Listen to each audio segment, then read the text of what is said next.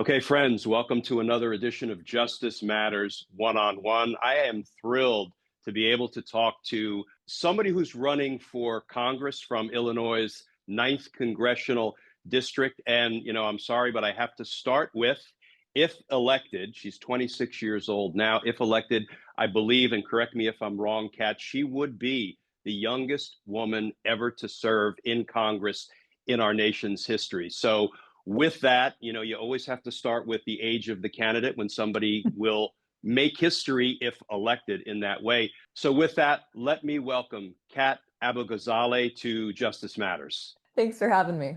Let me start with a little bit of a rant, and I think it dovetails with your age and the history you would make if you were elected. I don't think anybody can dispute, I think it's an unassailable truth that the way we've been doing politics in recent years and in recent decades has brought us to exactly where we are in the life of our nation. And I What do you have to mean? Everything's believe, going great. Kat, yes, swell, right? But I have to believe, Kat, that the overwhelming majority of the American people are not happy about where we are. They don't want to be involved in a sprint toward dictatorship and autocracy. And yet, the way we've been doing politics is what has brought us to this point. So, I, for one, am a big believer in getting the younger generations involved, not only in Congress, but in leadership positions all across the country in every sector so we can break out of what has brought us to this moment in time. I think getting the younger generations into political leadership positions, the importance of that is at its zenith right now in our nation's history. And I will throw it to you. Do you agree? Do you disagree? Do you want to add on that?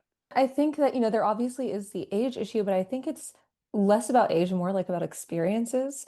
Um, the average age of Congress is 58. The average American is 38. I'm not saying Congress just has to be 26-year-old women, but you need like a variety of backgrounds here. I mean, half of our members of Congress are worth at least $1 million, and that's not the case for like half of Americans. And so you can't just have like lawyers and career politicians and business owners. You also need teachers. You need, in my case, I'm a researcher and journalist. You need a bunch of different backgrounds so you can properly legislate on issues.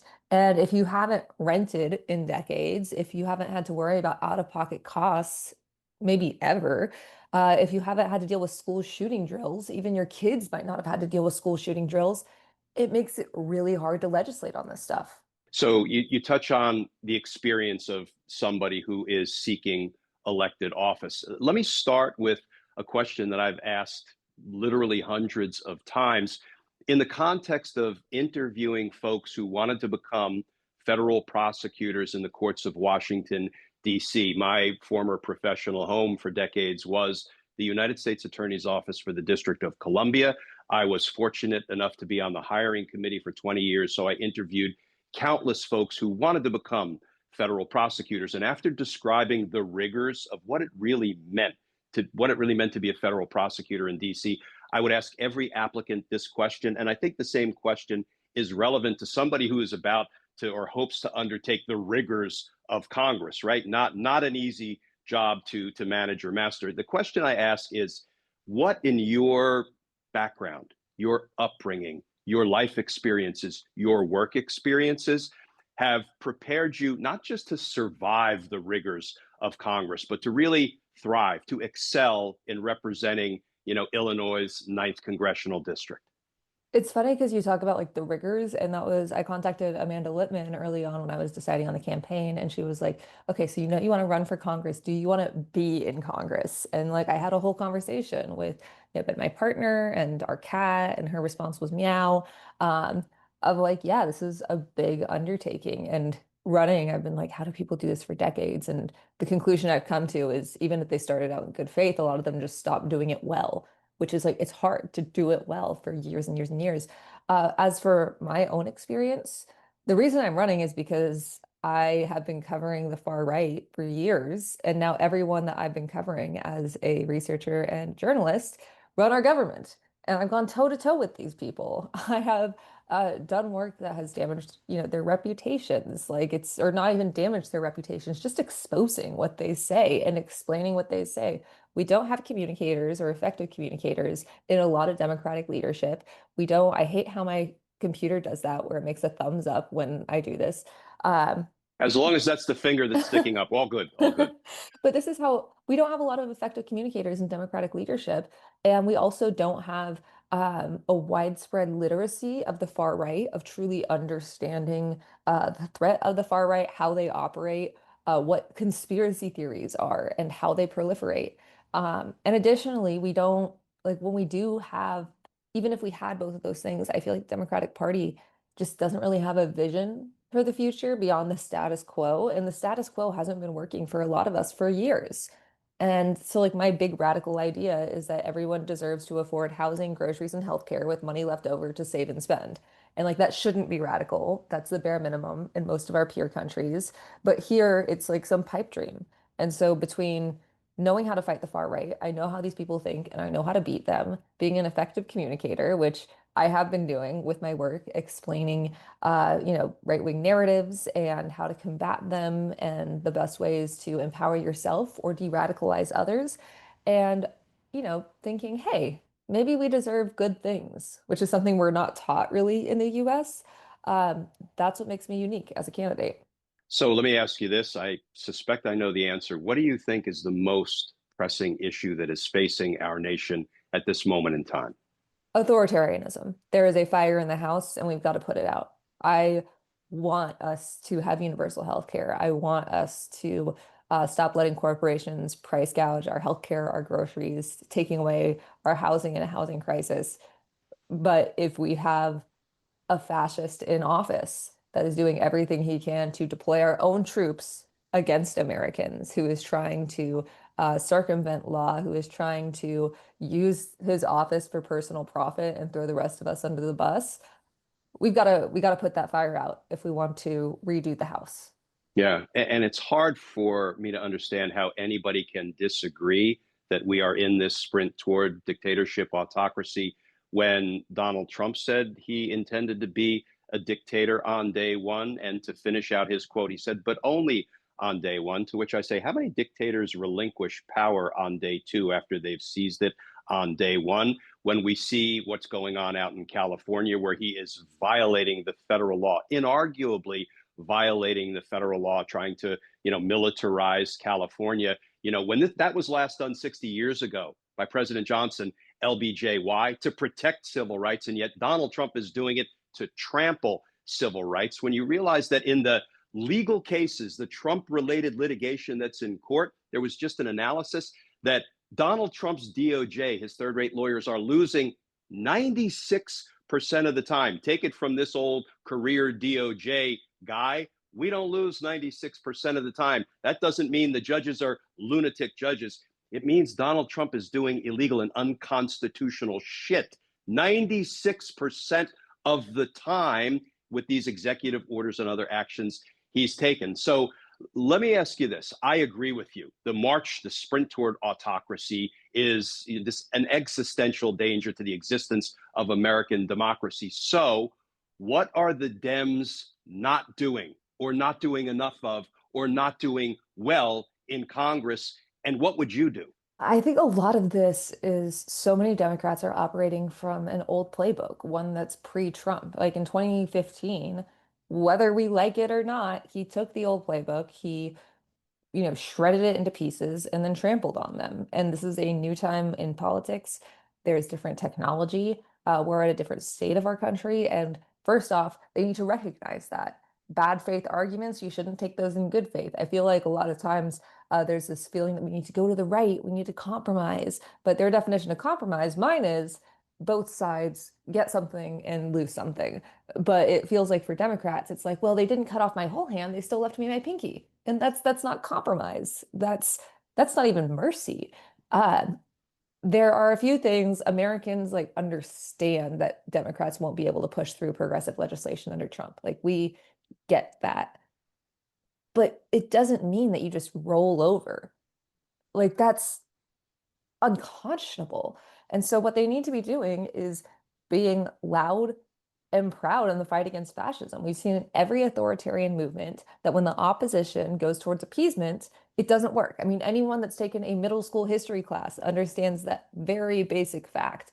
Um, when Elon Musk and his army of like teenage incels went to the Treasury Department, every single Democrat should have been standing in front of every entrance and exit with their arms linked and said, you'll have to go through us. Call their bluff. We saw this when Chris Van Hollen went to El Salvador. When you call their bluff, fascists have to decide whether they create a scandal and piss off people because you are hurting their own representatives or backing off.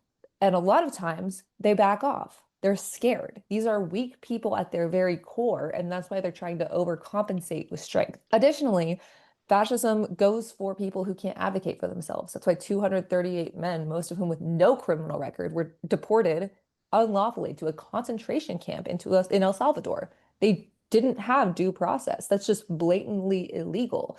And you are an elected member of Congress. As screwed up as it is, that means in our country, your life is kind of worth more than your constituents. It's unfair. It shouldn't be that way, but you have power, you have a position to leverage, so leverage it. I feel like Tim Walz talked about this. Um, a lot of politicians, and especially in the Democratic Party, amass all of this political capital, and it's great for their own job security. You know, they've been in there for decades and decades, but it's not great for the rest of America because they're not spending it. They're not using it. Why are you amassing this political capital? Why are you trying to have sway if you're not going to sway anything?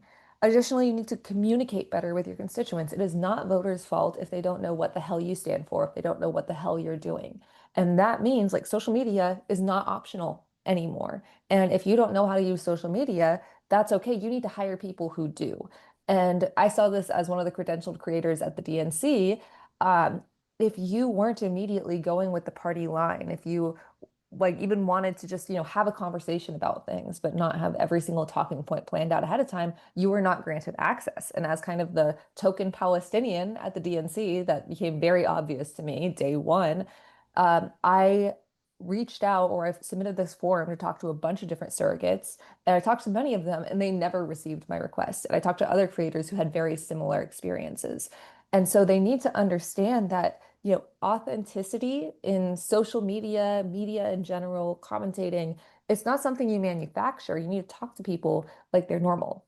And then because they are, these are normal people that you're talking to that are smart, that have families that they love, that want to be safe. There's no special key to every demographic. People want community and they want to be able to have, afford housing, groceries, and healthcare. They want the same for their families. They just want a safe life where they can do what they want to do. And then finally, it's like you have to actually show something. Positive change is dangled like this carrot for after election day that maybe you get. And people understandably have lost faith in our political system. So, like for my campaign, we're trying to show and not tell. So instead of spending all of our resources on consultants from DC and a billion TV ads that may or may not work. We saw this, in the Florida race of all this money that went in, it wasn't either strategized enough or utilized effectively. So even with millions and millions of dollars, Republicans still won. So for my campaign, we are spending our resources on the community. We're trying to reach people through food drives. We did a pay what you want comedy show where it wasn't like $500 a seat. You could literally pay what you want. And we had 200 people there.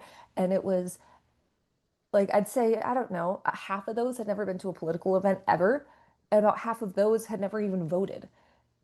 People want community. They want to feel like you are with them. They want to feel supported. And if you're normalizing fascism by not talking about it, by not fighting about it, by not exposing every weakness, taking advantage of every loophole, your Democrats-led parliamentary procedure, do everything you can to slow this agenda down till we get to 2026, till we get to 2028. It's understandable that people don't have faith in you. Yeah. And I think I read that, you have some unorthodox approaches to raising funds or to charge people. I read, correct me if I'm wrong, that your campaign launch event, the price of admission was sanitary products that would be donated by a Chicago nonprofit to, communities in need.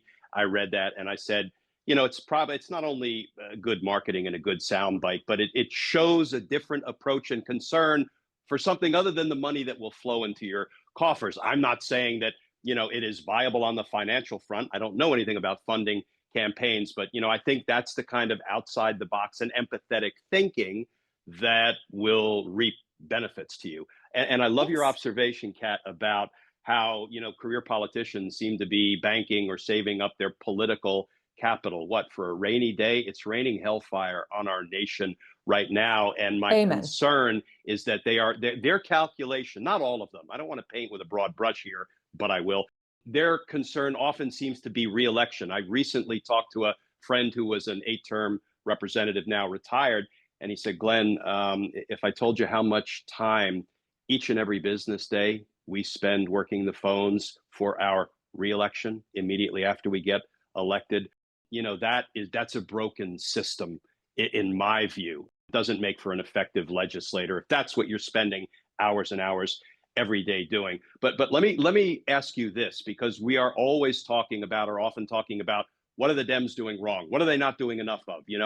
What Democratic politicians do you think are doing a good job, doing it the way it needs to be done at this sort of dangerous inflection point in our nation's history?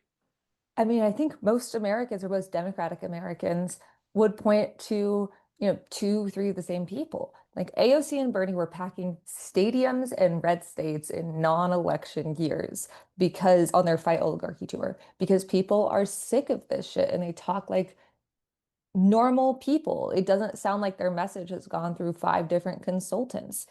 It sounds like they are talking to people about what they care about because that's what they are doing. And the fact that a lot of Democratic leadership refuses to acknowledge AOC as the leader of the party, we have seen poll after poll after poll that Democratic voters consistently see her as the face of the party in the future. Additionally, almost everyone I talk to when I ask them the same question, in my district, for those who don't know, it's a very interesting shape. Highly recommend you look up the map of the Illinois Ninth District. But it goes from like uptown Chicago and snakes around northern suburbs and then goes all the way out to McHenry County, which is the only red county in the Chicago area. And almost every person I ask that question to say AOC, Bernie, and Jasmine Crockett. And it's because Jasmine Crockett, in addition to, everything I mentioned about AOC and Bernie, Jasmine Crockett is pissed off and she's not afraid to talk about what she cares about. She is not afraid to, throw some punches. Like we are getting the crap beaten out of us. It's okay to, rhetorically, legislatively punch back a bit. This is just ridiculous. It feels like there's no backbone in opposing what is very clearly a fascist takeover.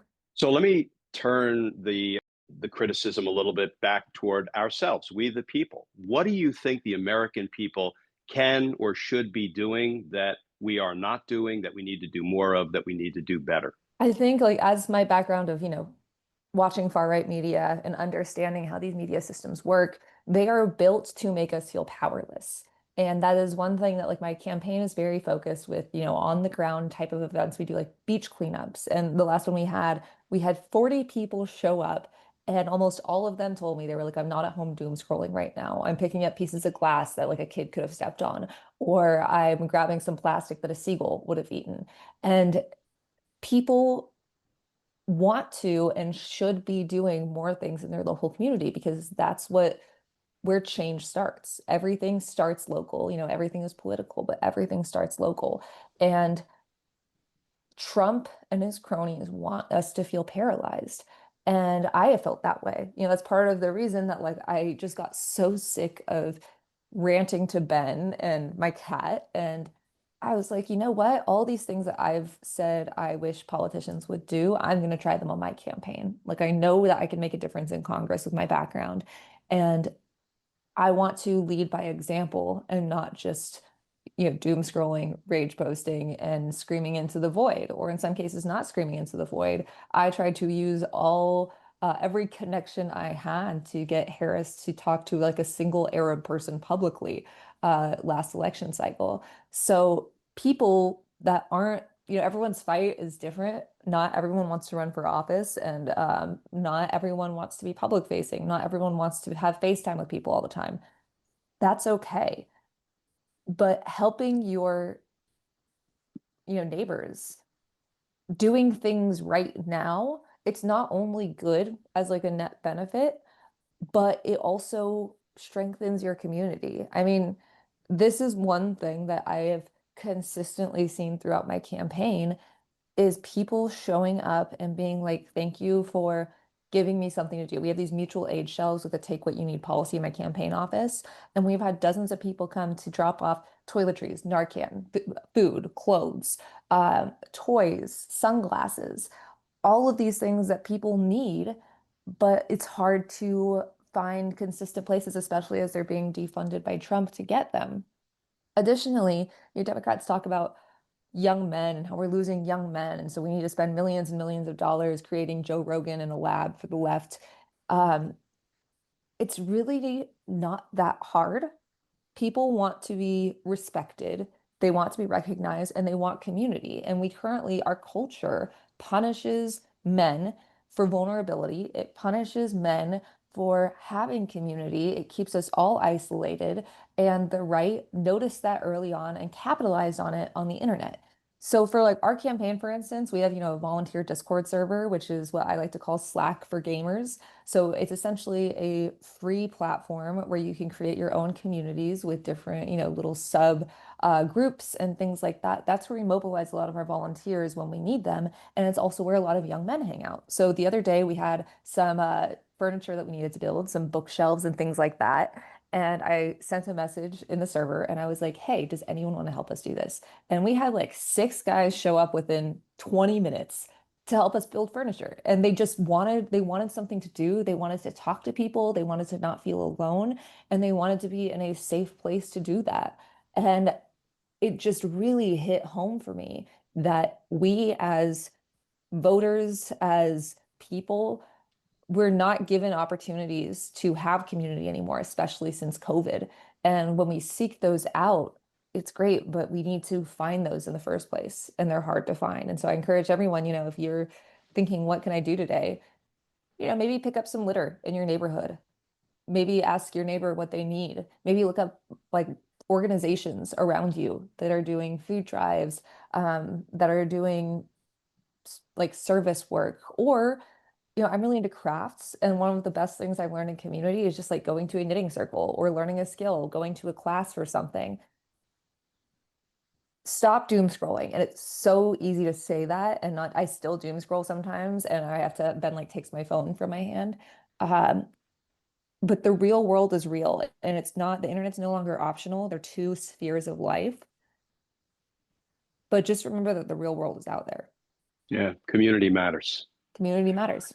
Let's move away from Donald Trump's dictatorial zeal, and asking any other question kind of feels like, well, Miss Lincoln, other than that, how was the play? But let me just ask you, what, apart from saving democracy, which I think is a priority for everybody right now, what Big are fan your of that. three top political priorities in the event you are elected to Congress? Housing, groceries, and healthcare. I call it basic existence. And these things are all presented as like one individual issue, and they are intrinsically tied with each other, and we can't address one without addressing the others. And frankly, making sure that people are fed, making sure that they get healthcare, making sure that they have a roof over their heads, it is good for the country. This isn't just like wasting money, although I never think it's a waste to spend money on our people. A universal healthcare system costs less than our current incredibly inefficient system, because we're not just at the mercy of a bunch of corporations and rich guys that want to get richer. Making sure that we have enough housing in this country to house every single person, but we're not doing it. And we're allowing, a lot of our housing to be bought up by corporations in multiple states. And it seems like no one except the people that are affected care.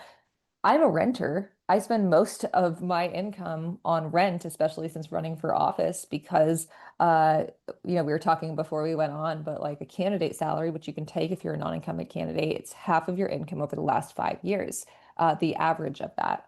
5 years ago, I was making $0 because I was finishing college. So we totaled it up and it would be like about $12 a day.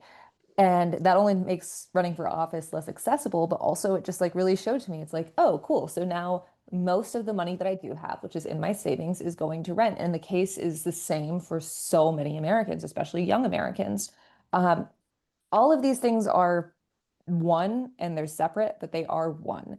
And this is one thing that Harris did well during the campaign was talking about, helping people with down payments on homes. It's an investment in the future. And we see time and time again that when people have money, when they have resources, they spend them on what they need to have a better life. And it helps the rest of us. It helps our economy. It helps, outcomes health-wise, and it builds a better future. Kids that go to Yeah. pre-K consistently have better outcomes in almost every single aspect of their life. Um, in the future. And yet we are cutting Head Start programs. What the hell are we doing? Really is such a thing as win-win. And I feel like a lot of the Republicans don't either understand it or they just don't care. Or don't But want it. and it sounds like your three top priorities could kind of be under the umbrella heading of we want to help human beings survive. Uh, Very radical, I know. yeah, yeah. Let me kind of finish with this topic because this is one that's near and dear to my heart. Criminal justice reform. Now, Hmm. I could talk for the next 10 hours without taking a breath about the need for criminal justice reform because I lived it from the inside for 30 years and I've seen the weak spots, the unfairness, the inequality. I've seen, a lot of horrific examples of a system only working for the privileged, the connected, the influential, ordinarily the white male. And there's so much need for reform. Now, we do some things really well in the criminal justice system, but when I say criminal justice reform, what comes to mind for you? Universal right to counsel. Absolutely. This is something that I had heard about but didn't know a lot about before running it. I had someone reach out. Her name is Cheryl Weichel. She is a pay what you want attorney in Illinois. And she reached out and said, this is something I really care about. Do you have 10 minutes so we can talk? And I was like, yeah, sure, absolutely. Um, and I did not realize that, when you hear in cop shows or whatever that, if you can't afford an attorney, one will be given to you. In most states, you have to pay for that attorney. And then there are also tons of carve outs for ones that do have support. And so that means if you are undocumented and you're trying to represent yourself, guess what? You probably won't be able to get an attorney. For cases like divorce and abuse, there are a lot. I have a friend that has dealt with this who, can't really afford an attorney to get out of a horrible situation with her kids, but has to spend every cent she has to do so. Um, it's unbelievable how much money we spend prosecuting people for their own situations, for whether it's drug possession, whether it's being poor, whether it's being unhoused, whether it's just trying to find a better life in the United States, and yet we don't afford them the ability to defend themselves. And with evictions, this is a huge issue. I think the number she said was like 98% of eviction cases where someone is forced to represent themselves, which is in many of those cases, the landlords win, even if it's unfair, even if what the landlord was doing is illegal.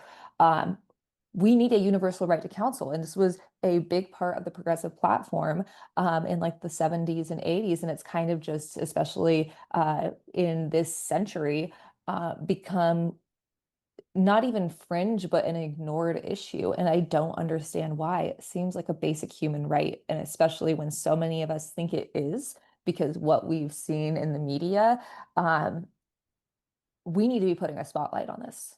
Yeah, you're kind of singing my tune, getting my justice juices flowing when you talk about the need to, I think, exercise better judgment and discretion as prosecutors, turning the camera back on myself for a minute, in Boo. who we decide to charge. So one of my windmill tilting missions is in what's called intake reform. And give me 30 seconds. I would sit in the Please. basement of the courthouse, as would my fellow senior prosecutors. This was a rotating duty, and we would meet with the police officers who made arrests in the streets of DC the day before. We would assess every case, every file, the evidence supporting a charge, and we had to make the all important decision whether to charge somebody or decline to charge somebody, paper the case or no paper the case. It was a binary choice, only two decisions: put them in the system, kick them to the street; put them in the system, kick them to the street. And what I came to learn is that regardless of which one of those two choices we selected, we were going to make matters worse. I'm not saying you don't prosecute people for crime. Somebody Right. snatches a purse or sells a rock of crack, you have to deal with that, particularly in, true victim crimes. Not that there are any victimless crimes, but if you put them in the system, what you're going to do is mindlessly prosecute them, run them through the system, put them in the DC jail or elsewhere to serve a sentence, and they're going to come out worse for wear on the other end, and they're going to lapse right into a life of crime again. If you kick them to the street, well, then what you're doing is you're not addressing what brought them there in the first place. And we know what brings people in, especially sort of for chronic, relatively low level crime. It is homelessness. It is poverty. It's lack of education, lack of opportunity. It's drug challenges. It's mental health challenges. It's these. So I always, I rant and rave about this to no avail, but I'm going to keep ranting and raving. Why don't prosecutors who have that all important decision to make be given a dozen options? Let's not just put them in the system or kick them to the street. Let's have the option of the mental health treatment that they need to break the cycle of chronic offending. Let's give them the education they need. Let's give them the anger management classes they need. Let's give them the drug treatment that they need to break the cycle, rather than, and this actually takes me back to our first question, we do things the same in Yes. politics, in law enforcement, in prosecution, and in other sectors. And we know the result is not good. What the hell is wrong with us that we're not willing to do it differently, to learn from our mistakes? Right. And like we know there are some things like some laws and some policies that were created before we knew things about mental health, before we knew things about, outcomes with education or addiction. But we know those things now. And, it's kind of what we were talking about of like, we should get creative with shit now. Like we should. And I keep thinking like my algorithm, I have an entire account that is just that I instead of doom scrolling at night, it's just like cats and sewing advice and things like that. And one of the things that always ends up in that algorithm are like creative programs for people in bad situations, whether they're incarcerated, whether they are suffering financially, these creative solutions that have really helped people. Like for one instance, which, marries the cats in the algorithm, one prison that gave men cats to take care of. And recidivism went down drastically after that because they're being treated like human beings. Just because you're in a jail does not mean you are necessarily like some inhuman cog. If we really want to address crime, we need to address the root causes.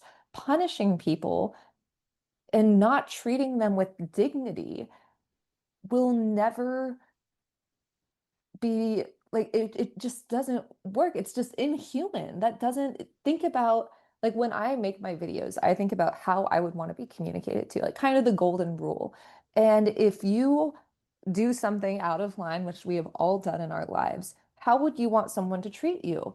And I think that once someone has a criminal record, whether it's whether they did something or not, that's on them in most states for the rest of their lives. It affects how they're able to vote. It affects what jobs they're going to be able to get. And we don't always know their situations, or we do, and they're still punished. It's just one of these things where, God, we need to see each other as human, and we need to make an actual effort to do that.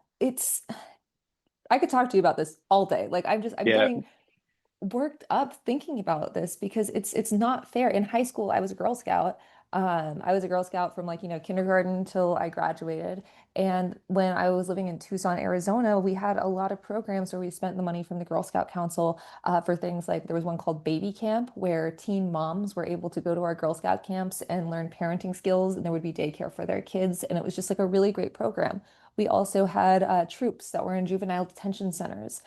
We had programs that did Girl Scout work with girls and their moms who were incarcerated, girls that were in foster care, and all of those things helped their outcomes. It helped them be more likely to graduate from high school, and it helped them feel like they have community. And it's no wonder when we're so apart from each other, when so many people are struggling, that people turn to uh, means that they would rather not take. I keep thinking over and over when I was covering The Five and Jesse Waters and Fox News. Jesse Waters has said some horrible things about unhoused people. Multiple occasions he said that you should set fire to houses that unhoused people are in, and then just, we'll see what happens. How many families that may have voted for Jesse Waters' guy are gonna lose their homes because of what Trump is doing? Do they deserve that same fate? Absolutely not. We are all someone's child. We are all someone's friend. We're all loved by someone. And it's just, it breaks my fucking heart thinking that we're supposed to do things the same way over and over again. Well, and unfortunately, when you talk about being smart on crime, creative on crime, there are some politicians who are going to say, "Oh, you're being soft on crime is what you're doing." And, we know that's bullshit. And we know they're intentionally deceiving, but, they believe that that's the kind of thing that they can sell to their base. And, when you talk about what some of the outside the box approaches to Girl Scouting, for example, I would say, everybody just think about taking the time to mentor one at-risk young person, just one. And, if we all did that, what a difference we could make. So I could also go on talking about this all day long, but let me ask you, where can people find you? How can people support you? Because I assume campaigns can't run on sanitary products alone. Despite the fact that we got 5,600 tampons and pads for the Chicago Period Collective, those are not for me. Um, you can go to catforillinois.com. That's cat with a K. And I'm not taking any corporate money. Our average donation is $31. And we're focused on a grassroots movement where your money isn't just sent into the political void to be spent on fancy parties or spa days or whatever the hell else you see in FEC reports. Um, we need your help because I'm not taking money from guys like Elon Musk. I'm not taking money from people that don't align with my values. I have no interest in being beholden to corporate PAC money. Um, and we're going to win this thing, and we're going to win it creatively, and we're going to do it in a way that empowers people. We have over 3,500 volunteers. We have almost 2,000 people on our Discord server. So if you want to donate, you can go to catforillinois.com. And if you want to volunteer, whether you're remote or local, you can go to discord.gg/catforillinois. And those folks watching this Justice Matters video, I will put all that information in the description of this video so you can follow Kat, you can support Kat. And I have to tell you, it's wonderful hearing your perspective. I have been a big believer in the younger generations having to get involved in politics because doing things the same old way will keep us exactly where we are and perhaps make matters worse. Maybe that will just embolden Trump to become the dictator that he so desperately wants to be. And to that, I say, not in my country, never, never. Oh yeah. And I know we have the No King's Day rallies coming up. Are you going to be out somewhere participating in that?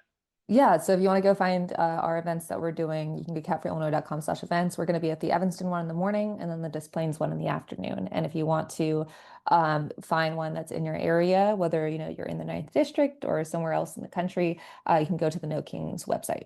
Great. And pressure burst pipes. So everybody needs to get out and if they are able, protest, make sure it's peaceful. And, we are stronger than them. We are stronger than Trump and the Republicans who support his, dictatorial aspirations. So again, Kat, thank you so much. Good luck in the campaign. And I really appreciate you being with us here on Justice Matters One-on-One. Thanks so much, Glenn. It was a blast.